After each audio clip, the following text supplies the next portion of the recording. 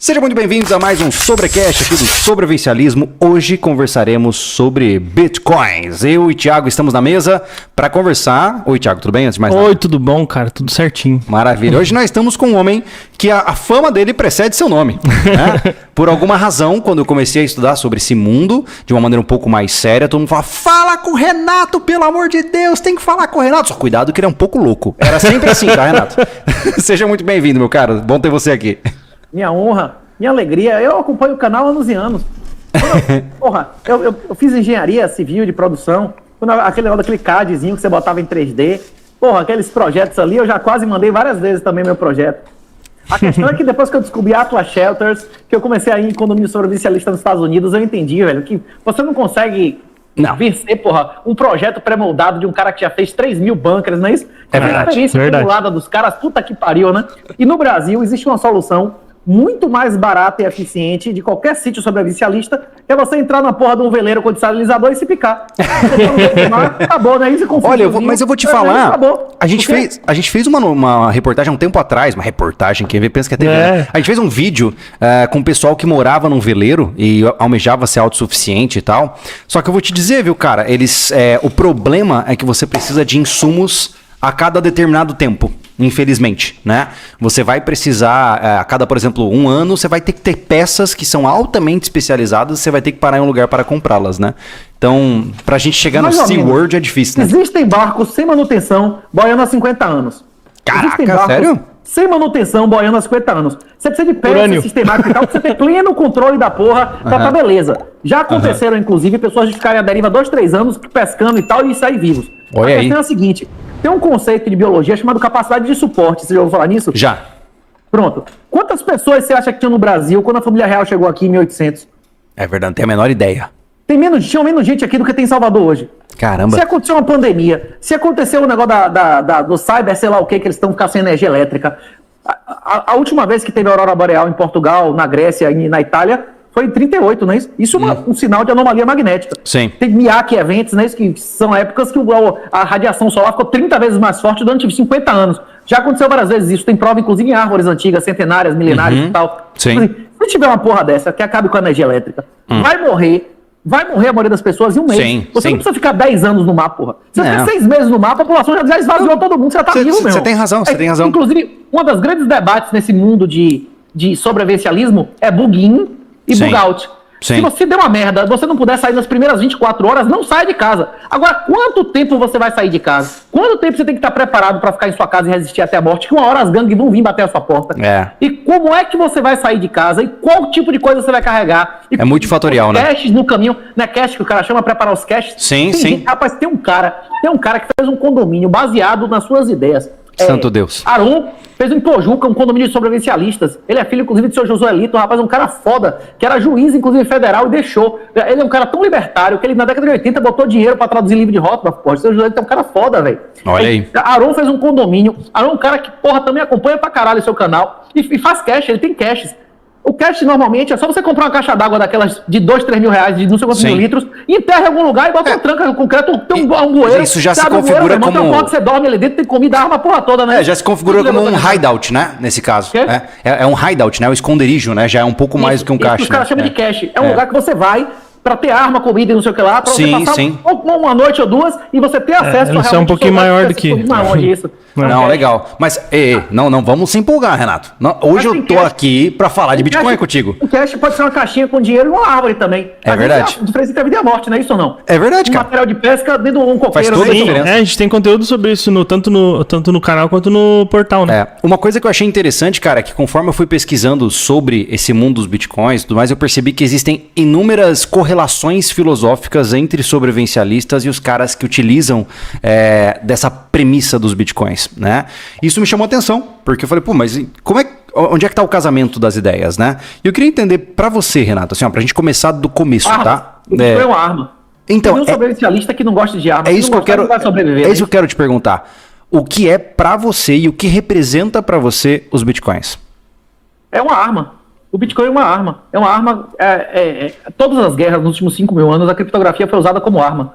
Se for em textos milenares, até sobre putaria lá, como Kama Sutra, tem um capítulo explicando que até para você conseguir comer direitinho e tal, você precisa saber criptografia. Não apenas nos conflitos entre estados, mas até nos conflitos entre pessoas. Você tem que usar criptografia para manter a sua privacidade. A Guerra do Atlântico foi vencida porque a Alemanha nazista não conhecia o conceito de criptografia assimétrica. Por isso que os caras, o viado lá, como é o nome do cara que sodomizou lá um menino de 17 anos, foi condenado de viadagem, quando tem até o filme do cara, lá, o sodomita conseguiu quebrar o negócio, exatamente por causa do que era criptografia assimétrica. O nome do cara até nota, tá cara de cédula. Não é Howard Gardner, né? Não é. O quê? Eu não vou lembrar, cara. Não vou lembrar. É isso. Um viadinho lá, isso. Sim, ela voltando. É isso. Ele foi condenado por não é isso, de corromper o guri, não é isso? Sodomizar o menino pederasta, não é isso? Mas me diz uma coisa. Essa criptografia... Alan Turing, isso. É o criador do computador, como isso. Conhecemos, né? Mas me diz uma coisa. Beleza, ele é uma arma que utiliza da criptografia para derrubar quem e com qual função? Aqui, ó, essa função aqui, ó. Can't seize that, não é isso? Inconfiscável.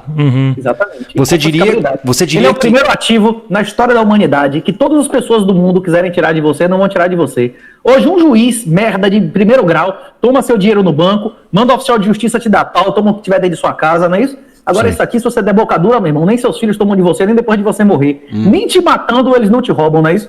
Então, é o primeiro ativo da história da humanidade. Tá, uma pergunta importante. A chance, se você quiser. Isso muda a relação de paternidade, muda a relação de homem e mulher. Do mesmo jeito que Jesus veio restaurar a lei para ela ser mais perfeita do que ela já foi, o Bitcoin restaura a propriedade de uma maneira que ela vai ser mais perfeita do que ela já foi. E me diz uma coisa. A única propriedade privada hoje real é o Bitcoin. Sua casa não é sua, sim. Saldo de dinheiro não é seu, e um papel é só um crédito de uma coisa que os caras sistematicamente desonram, não é isso? É interessante você falar isso porque a gente fez um vídeo há um tempo atrás sobre exatamente o que você falou, que no Brasil não existe propriedade privada, você não é dono do seu corpo quando você morre, você não é dono do seu filho. Não, vivo! Você não pode vender seu sangue, bicho. Isso é verdade. É verdade. Uma mulher com peito, ela não pode fazer um contrato de ama de leite, uma coisa que existe há milhares de anos, bicho. Seu filho precisar de leite, você vai ter que dar essas desgraças de indústria que deixa o guri diabético, autista, todo fodido. Ou você vai ter que ir no banco de leite que pega AIDS, hepatite, todas as doenças venéreas, não é isso? De 50 mulheres por mês, não é isso? E aí a questão, o que eu vejo é o seguinte, mas me diz uma coisa, tá? Eu tenho um desafio aqui nesse sentido, porque será que hoje o Bitcoin é inconfiscável? Porque ainda não existe tecnologia massiva empregada para conseguir quebrar essa característica dele? A criptografia utilizada no Bitcoin, ela é igual ou superior a criptografias usadas nos melhores sistemas militares e bancários. Se o exército hoje tiver conhecimento para quebrar o SHA-256 ou qualquer outro sistema criptográfico utilizado no Bitcoin, e ele usar para quebrar o Bitcoin, nós podemos desfazer todas as transações falsas num rollback. E isso não vai servir mais como arma, porque todo mundo que usa essa criptografia vai passar a utilizar outra, não é isso? O Bitcoin hoje é 33 vezes menor do que o ouro em market cap. O Bitcoin hoje é 500 vezes menor do que todas as fiats em market cap. E as fiats valem um terço do sistema de ações, não é isso? Que vale um terço do sistema de imóveis, que vale um terço do sistema de derivativos. Ou seja, o Bitcoin é uma coisa irrelevante, menos de 1%, menos de 0,1% da riqueza mundial. Será que se alguém tivesse uma arma dessa, ia desperdiçar usando no Bitcoin, sendo que uma semana podia ser desfeito? O Bitcoin pode mudar a sua prova de trabalho rapidamente. Agora, se alguém utilizar isso no sistema bancário e modificar as contas de todo mundo ou acabar, como é que vai fazer para recuperar? Você tem um nó do Banco do Brasil em sua casa? Se o registro central do Banco do Brasil for comprometido, acabou, não é isso? Entendi. Se acabar a energia elétrica hoje e voltar daqui a um mês, os bancos não vão existir mais, nem as fiats, o Bitcoin vai, não é isso? Porque na hora que voltar a internet, o sistema vai voltar. Vamos voltar um pouco aí. A gente está muito acelerado. O que é Fiat? Para o nosso público, explicar o que é Fiat. É uma expressão bíblica do Gênesis 1, né? Fiat é uma moeda fiduciária, que não tem nenhum lastro. Como essas moedas de governo, desde 71, choque de Nixon. Eu vou me apresentar. Meu nome é Renato. Eu sou autor de um livro chamado Bitcoin Red Pill. Se vocês botarem o livro na internet, ele tem de graça ditado no YouTube, no L de Liberdade. Você pode estar dirigindo, malhando e ficar ouvindo o livro. Ou você pode baixar, tem PDF, tem todos os formatos que você quiser. Se você quiser comprar piratão, tem no Mercado Livre de R$30, chega em sua casa em 24 horas. Né? Se você quiser comprar um bonitão, tem de capa dura bonitão na Rua de Bitcoin, na Amazon, sei lá o quê. E eu também apareço num treinamento que eu nunca mais vou vender depois desse ano, porque vai triplicar o imposto, eu vou ter que dar 21% ao vagabundo. Né? Se eu for vender alguma coisa no futuro, vai ser em Bitcoin com sede no exterior. Nunca mais eu vou vender nada em real, né? Se vocês quiserem, bote lá como é o nome? Hotmart, treinamento Bitcoin Black Pill. Se você quiser, inclusive, usar o código lá, como é FordK, ainda tem 10% de desconto. Mas o treinamento lhe ensina a não ser roubado, a fazer autocustódia, você gerar em sua casa um papel Você gerar uma senha em sua casa para você guardar seus ativos de uma maneira que nem todas as pessoas do mundo vão poder lhe roubar. Você vai poder... Agora, o imposto de morte, que era 8% máximo, vai para 16%. Mais os 30% do advogado, se você deixar o imóvel no nome do velho, acabou metade do patrimônio da família, não é isso? Entendi. Então, é melhor você começar a aprender o Bitcoin. Bota o patrimônio no velho, no Bitcoin, meu irmão. Então vamos lá. O velho quiser, ou ninguém, se não tiver nenhum parente que seja digno, vai pro fundo do mar, não é isso? Ô Renato, me diz uma coisa, ó, isso aí é interessante você falar, porque para nós aqui do sobrevivencialismo, todos os conceitos mais amplos, eles são interessantes pra gente debater tomando cerveja e conhecendo sobre o assunto, né? Mas a minha preocupação, cara, hoje é entender como que eu posso trazer isso de uma forma que é compreensível para quem quer ouvir. Uma das coisas que eu vejo que é uma grande dificuldade dentro da comunidade brasileira, e pode ser ignorância minha por não conhecer o suficiente, tá, da comunidade, eu sinto que ela não fala com o público convencional. O cara já tem que ter um set de interesse voltado para isso, ele já... A maioria das pessoas são irrelevantes. Jesus foi claro que a maioria vai para o inferno. Não é isso? Isso é muito claro. A maioria das pessoas são irrelevantes. 300 anos antes de Jesus, Aristóteles e Platão deixavam claro, formalmente demonstrado, que a maioria das pessoas são escravos pela própria natureza. Você dá liberdade ao cara, ele se fode. É melhor para ele ser escravo, não é isso?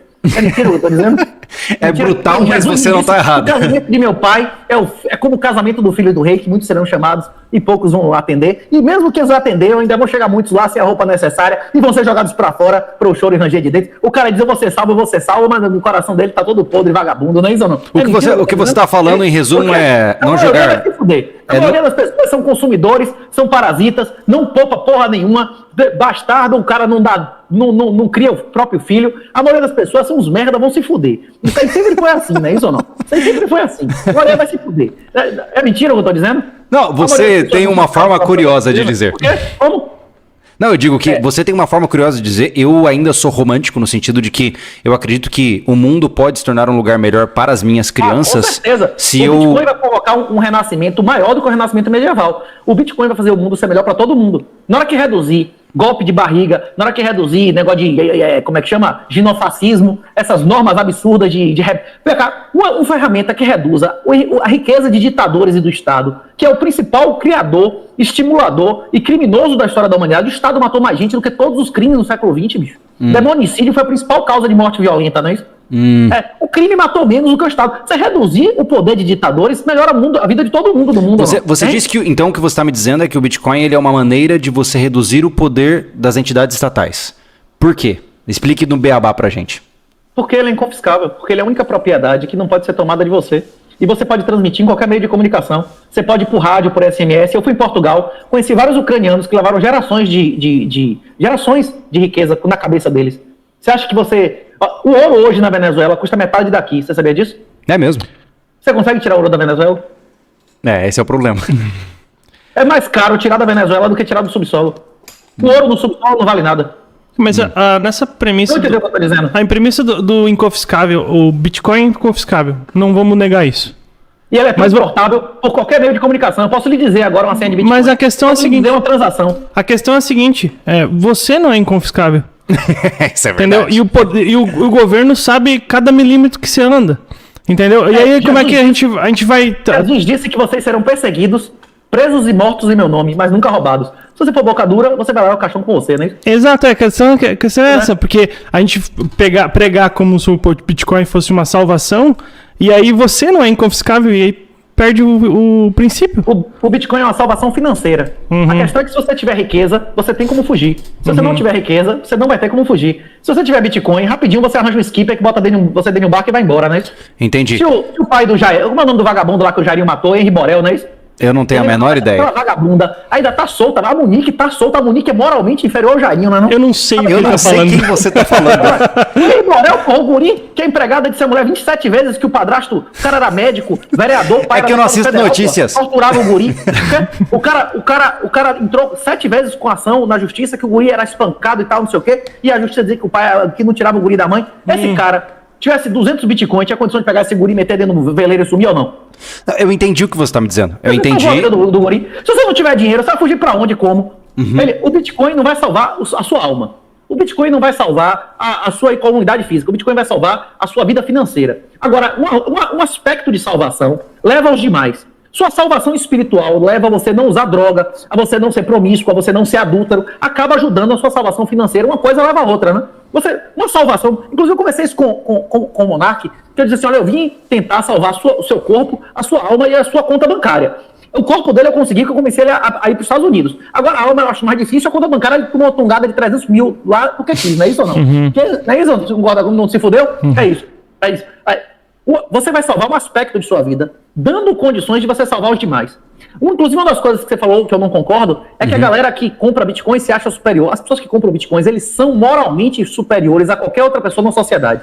Qualquer pessoa que tem ações, que tem a renda fixa, tem as mãos sujas de sangue e merda, são financiadores de uma ditadura totalitária.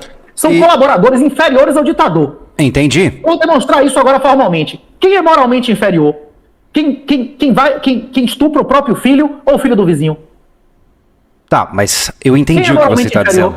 Tá, mas assim, nós estamos dando saltos mnemônicos aí. Veja. Exato, a gente tem que seguir uma... Mas essa questão, assim, então qualquer funcionário público é moralmente inferior também. Por quê? Eu tô tirando riqueza do monstro. Eu tiro riqueza do monstro.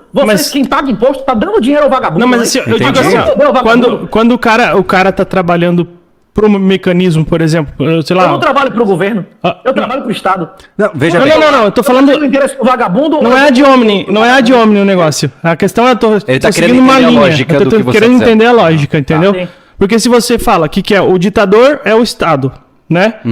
Quem trabalha pra ele retira dinheiro dele, mas como? Assim, como que... Mas mantém o sistema vivo. Mas mantém o sistema vivo, ele faz girar ali. Eu não consigo entender essa lógica, entendeu? Os servidores que trabalham contra os crimes mantêm o sistema vivo. Quem mantém o sistema vivo são os escravos, que dão voluntariamente dinheiro aos ditadores. Todo o sistema, o comunismo acaba. Mas se ninguém quisesse ser guarda em Auschwitz, não tinha Auschwitz. Exato. Se ninguém quiser atuar como guarda em Auschwitz, não tem Auschwitz. Pois é, eu não sou o guarda de Auschwitz. Eu sou o empresário que diz que recebe dinheiro do governo e vai libertar a galera como não, mas a questão é a seguinte... A questão, Renato, a questão é assim, a gente... do empresário lá que trabalhava para os nazistas e salvou 3 mil e tantos judeus. Como eu sou péssimo com nomes. Schindler, né? A lista de Schindler. Lá no meu trabalho, se eu fosse juiz, a porra que for, vai ser o direito real. Mas entenda uma coisa, então. Defendendo o governo, né? Então, entenda uma coisa. Esquecendo que eu não tô falando do Renato. Sim. Entende? Eu também não tô falando de Renato, eu tô falando de qualquer servidor público. Mas então qualquer ramo fora da segurança, por exemplo, ele tá conivente com o Estado. Um juiz, ele pode combater os crimes do governo ou não? Os crimes do governo não, porque ele tá travado nos parâmetros que a lei escreve para ele. Pois é. O governo, a gente vive no estado de exceção ou de direito. A aplicação da lei é a regra ou a exceção? Mas é regra? É a regra? Bom, ao menos na expectativa. Teoricamente, a gente tá falando da prática. A prática é exceção. Não, você tá certo, tá certo. Quantos por cento dos assassinatos você acha que condena? Quantos por cento dos assassinatos você acha que termina em condenação? É muito pouco. 3%? Pois é. E você acha que rouba mais ou menos do que isso? Você acha que estelionato é mais ou menos do que isso? Você acha que estupra mais ou menos do que isso? Mas veja. A gente vive em um estado de exceção absoluto. Rapaz, esse positivismo, você achar que a lei positiva representa... É complicado, velho.